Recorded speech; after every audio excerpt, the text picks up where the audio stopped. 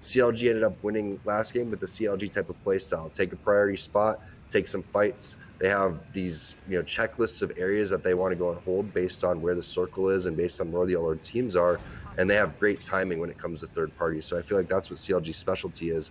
And they're playing a good game, especially with Zach Mazer coming through and playing on Wraith. He's been, again, a very, very solid player in his own right, but coming in and subbing for Madness is not easy to do. And here we are heading into game number 2 on the board with the winners of game number 1. It's CLG. Of course, in game number 1, they had the farthest rotation really to work out as the ring did pull all the way down south towards Thermal Station. They were able to play the edge well, control some very key positions throughout the mid game. On board with Team Intel, who have been getting into the 50-50 fights with Cheez-It. And it looked like both teams last time, it was super close. We had Panders.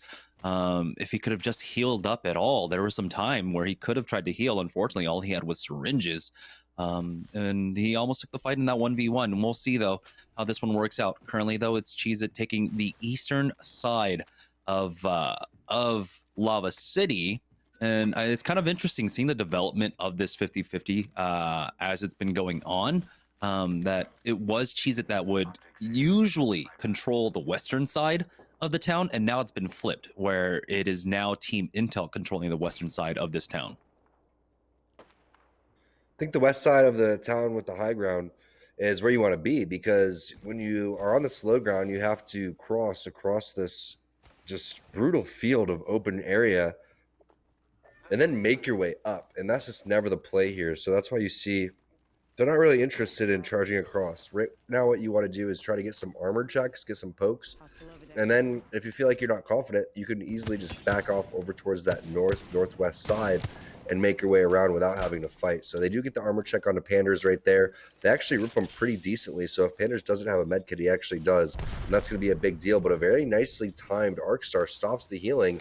And then a scan is going to show that he hasn't had an opportunity to push yet or heal. So the push could be coming through right now. Yeah, that allows them the opportunity to try to set up a crossfire, different approaches, angles of approach coming out from Team Cheez-It.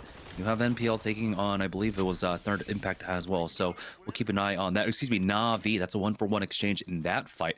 Intel here, though, they do have the high ground, and it looks like they might have forced back Cheez-It, or have they gone forward? And there it is, Arcstar out, and it's a full drop coming out from them. This is the problem that we saw Intel get into. Accidentally giving up the high ground here when they think they had the position to try and pounce on a squad. So now it's going to be Cheez-It here from the high. Nades coming in. Bubble's already been used. And that's a bubble you really want to save, especially when you're trying to make this elevator push. Oh boy, Panders goes in first, goes down low. Is going to queue here as the rest of his squad shows up to this level. Here's Metro holding down the elevator shaft with that massive. He will go for the push. Hits for the 11. Does not get a knock. Gets hit from the left-hand side. Panders still needs to heal up. 6 is on the roof by himself, throwing out barrels. They try to pop it as quickly as possible. And it's going to be a reset on the fight as 6 is now down on the low, healing up with cells at this point. We have a number of fights going on here, as well as Blueberry Smalls gets a knock onto Tech. So Rockstar in a bit of trouble.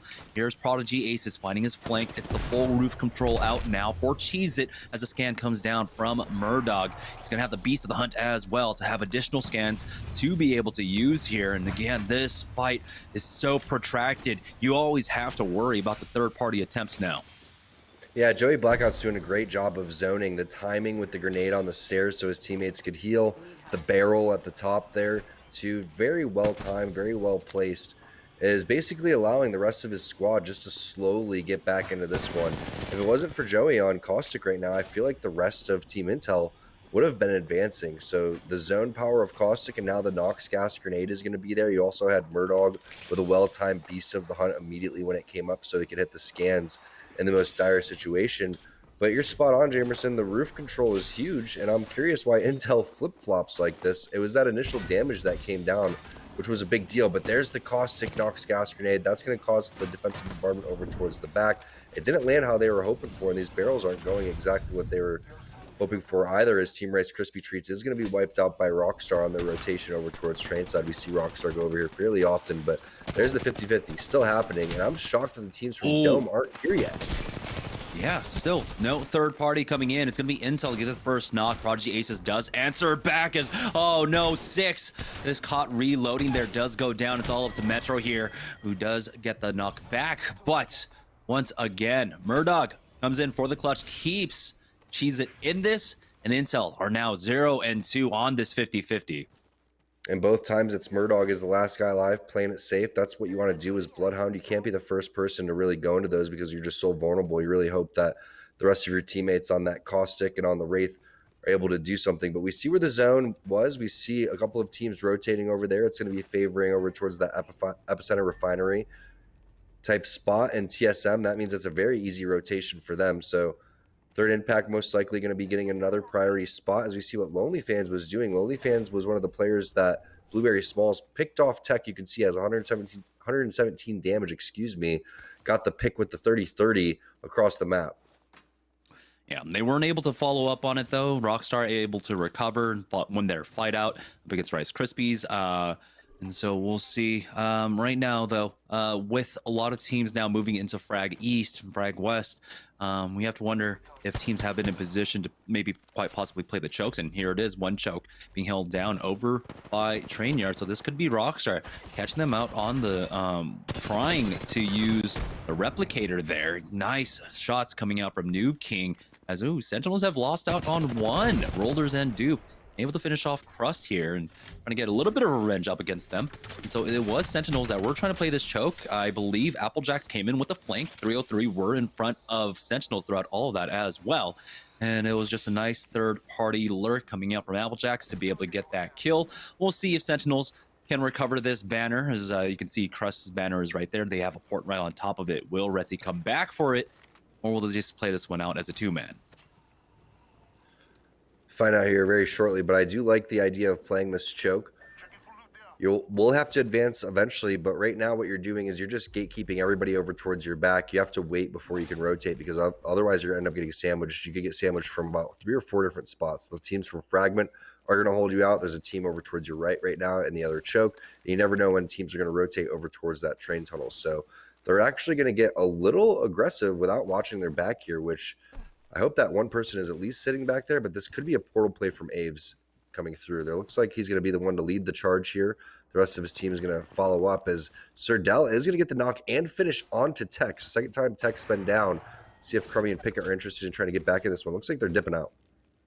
Yeah, the scan out as they will move through the tunnel now. Not able to recover Tech's banner, unfortunately. Of course, he was the one on that Wraith. He's the one that has the mobility.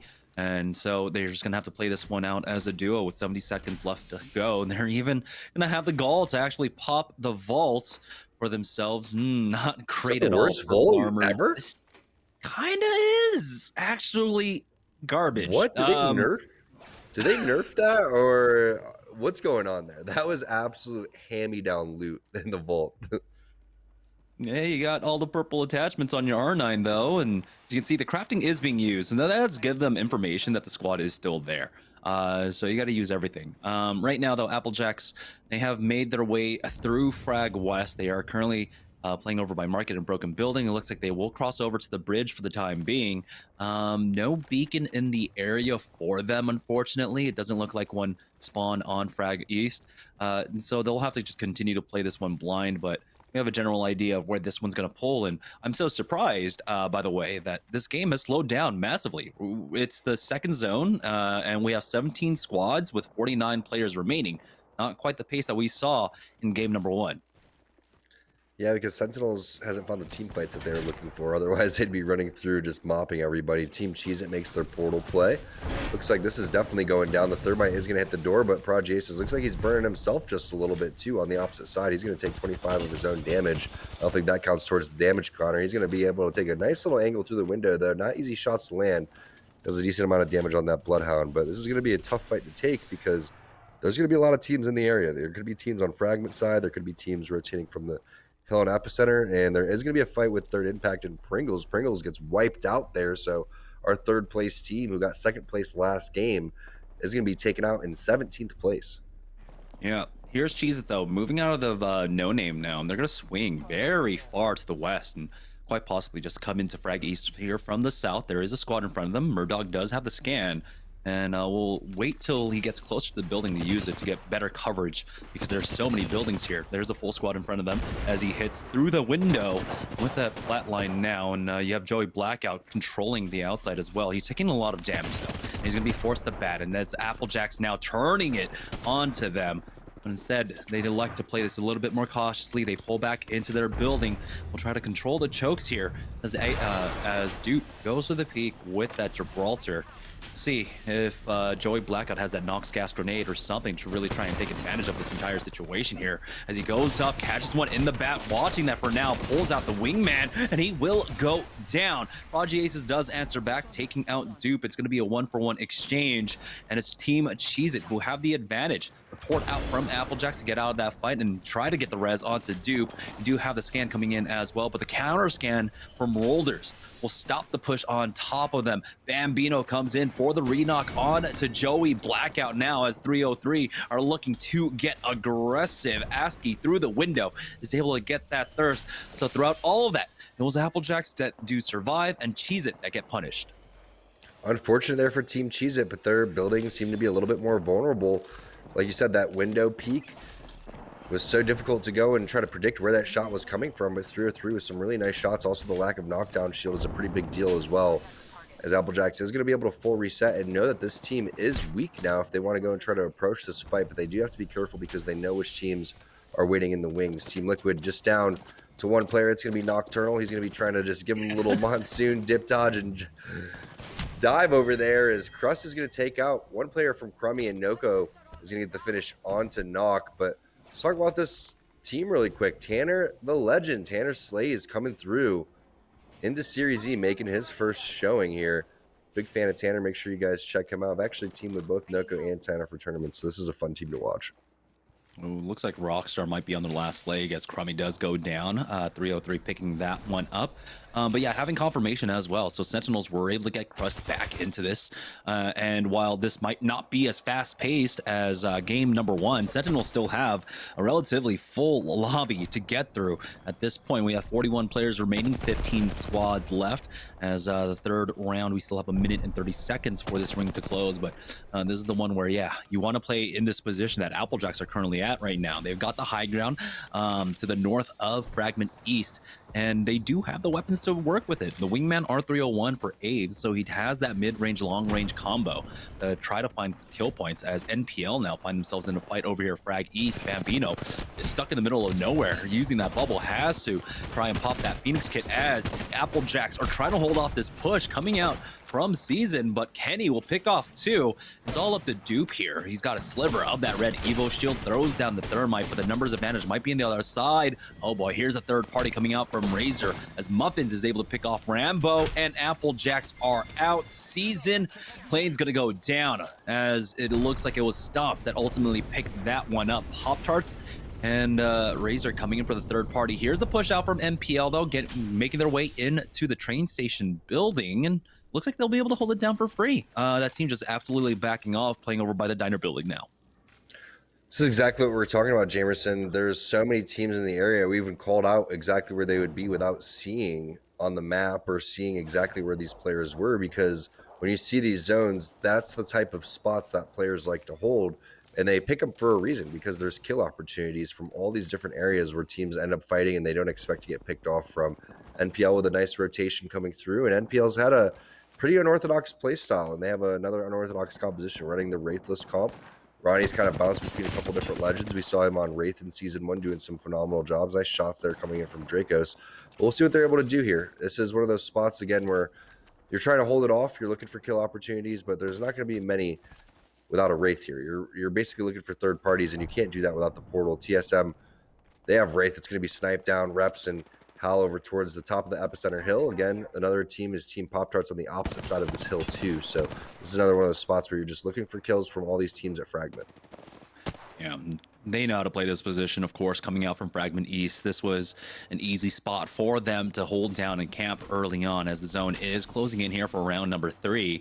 They do have the squad kind of pinned down, but they do have a horizon, so they use that mobility to try and cut the distance a little bit and get themselves to safety. So they will be safe for the time being. And as you can see, the pings do come out. Rockstar are still in this. Matt Pickett ratting this one out as the first Tomcat rat cam of the game currently. Matt Pickett has been scanned throughout all of that, but who has the opportunity to try and go out and exterminate this rat? It looks like it's a free kill point, but sometimes it can be to your detriment as you get caught out trying to thirst for him.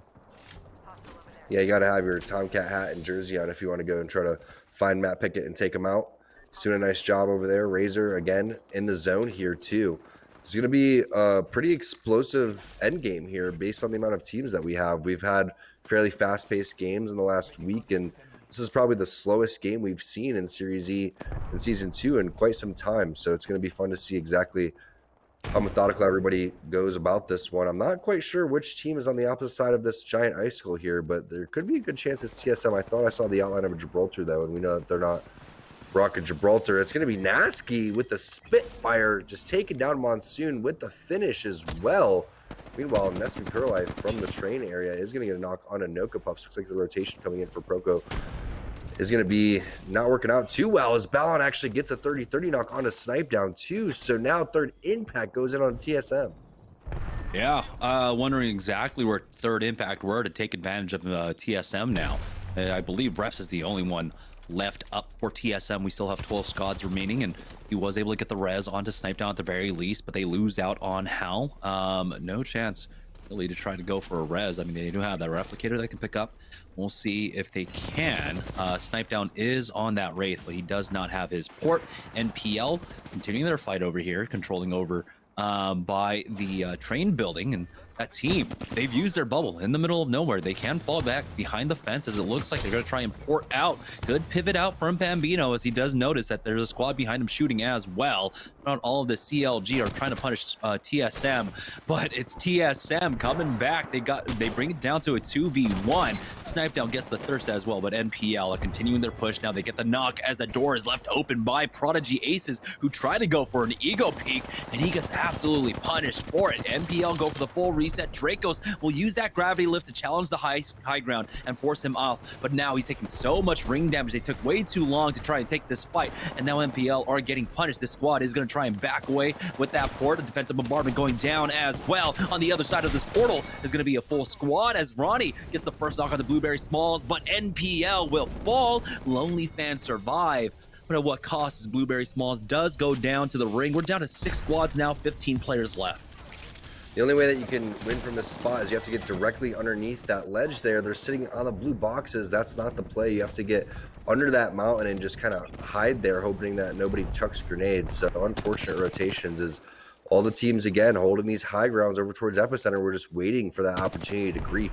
All the teams that had to rotate over towards the fragment, they know how much everyone's going to coexist over there. They're waiting for them to wait and just run into the open. So very nicely timed play coming in for third impact. I'm really curious what the rotation was to even get over here. But Pop-Tarts, nonetheless, is another one of those teams that, again, was holding the high ground, waiting for their opportunity. Cooler's still here, too, who's been playing the slow edge of the zone here. Kraber in the hand of Yuki. He may be able to get some peaks with the grab lift, too. This should be fun. Yeah, you see 2 ultimate excels going down as well. So if Nasky doesn't have his ult, I'd be surprised at this point. He will have that black hole combination, and the small stutter and in the CC that comes out from the black hole might make it an easy shot for Yuki with this Kraber. Now, 2 of our EU or EMEA teams representing here in the final. It's all up to Pop-Tarts to represent for North America. But we got 10 seconds before this ring starts closing in, and Yuki's looking for the opening. The bullet drop. It does not quite connect there with the Kraber, but hey, we have a defensive bombardment going down. Don't know if that was Nasky. I don't think it was. And so they're going to still have that opportunity to try and use it as we have Sir Dell pushing up. He secures that spot, and there's the ultimate excel going down for Nasky as Yuki tries to go for another shot, misses that one just narrowly that time around. Still has plenty of ammo, hits, and it's going to be Hakulo going down as Nasky follows up with that one on that Spitfire. We got to see what Nasky could do with the Spitfire yesterday, and we're seeing a continuation of that right now. The zone does close, and we're still down to 3 squads. We don't have the finish quite yet onto Hakulo, and so they might be able to get the res onto him. I think it was the solo, actually. It could have been a rat that got finished off, because now we have 3 full squads of 3. So I really think that the only reason that Yuki's missing these headshots is because he's not in the grab lift, and he does hit on the Gibraltar right there, looking for some more. Does take, it looked like a lot more damage than it actually was. Only takes 50 damage with that red Evo armor, but they're in a great position right here. Playing this truck is a great spot. Yeah, you're not the closest to the zone. You're gonna have to walk just a little bit, but there's plenty of cover, as you can see. You're gonna be giving up a little bit of high ground, but you can still strafe back and forth in between these, waiting for the portal to go down before he chucks this black hole. And while they do that, that could be an opportunity for them to go in advance. Looks like that portal was just a bait. Does take out that utility, but they do catch Pop-Tarts over towards the side for third impact. Someone hits the portal like a madman. And now, Pop-Tarts, they have to be careful here. Luckily, they'll have the res, the fast res. Here's the full push out from third impact. Zicky, it's a 1-for-1 exchange, and that's going to be Cooler coming in for the third party now. You have to expect third impact do get that team fight win. They do secure second place at the very least, but there's Yuki still applying pressure with that Kraber. He's got the R99 as well, and Cooler will very shortly finish this one off, taking game number 2 of the evening.